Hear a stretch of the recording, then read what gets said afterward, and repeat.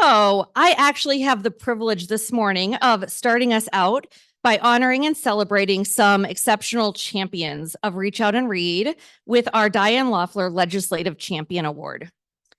Representative Diane Loeffler served in the Minnesota House of Representatives for 15 years, from 2004 until her death in 2019.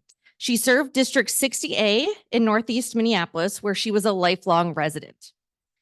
In the legislature, Representative Loeffler was chairperson of the Property and Local Tax Division Committee and also served on the Health and Human Services Policy Committee, among other assignments.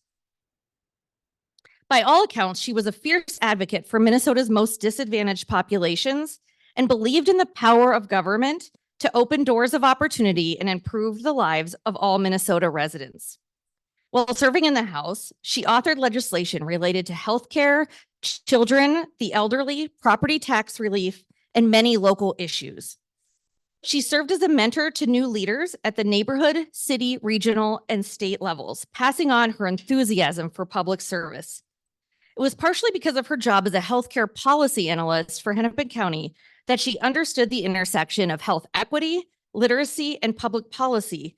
And she, along with her husband, Mike Venowitz, were early and ardent supporters of Reach Out and Read Minnesota.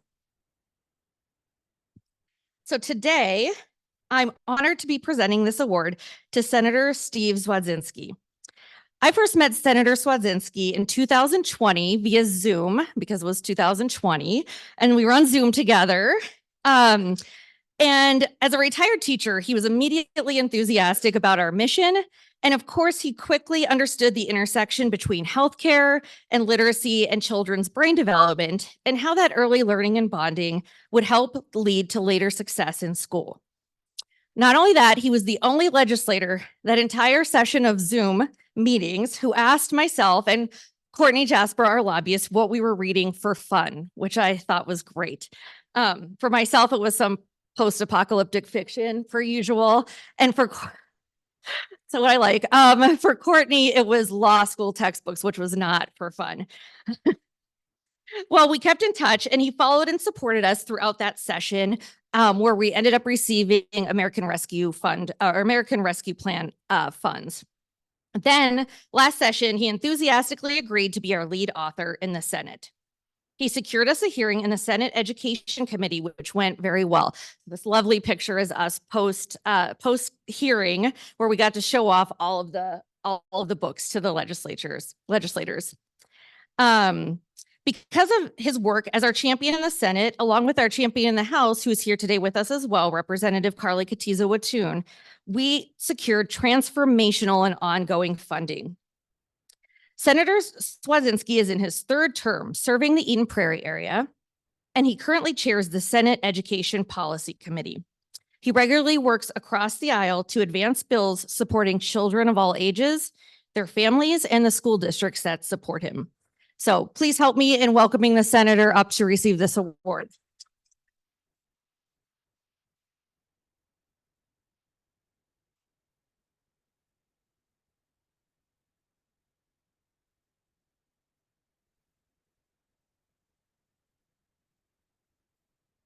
Thank you. I just have a couple brief remarks. Which is always interesting because my teachers in high school would always remind me that's enough remarks out of you, Stephen. But I just want to say two quick things. I do love asking people when I first meet them, what are you reading for pleasure? Because I think it's important. And what really I find not frustrating or disturbing, that's way too strong of a word, but what's interesting, I guess, is when people have to look down at the floor and it dawns on them they're not reading anything for pleasure currently. And I don't know what we can do collectively to make sure we're always reading something for pleasure, and that there's always a novel or a nonfiction book at our bedside. And I can't accept this award without telling you that Courtney and Chris. You know, the adage, it takes a village. I know it's cliche, but it's so true.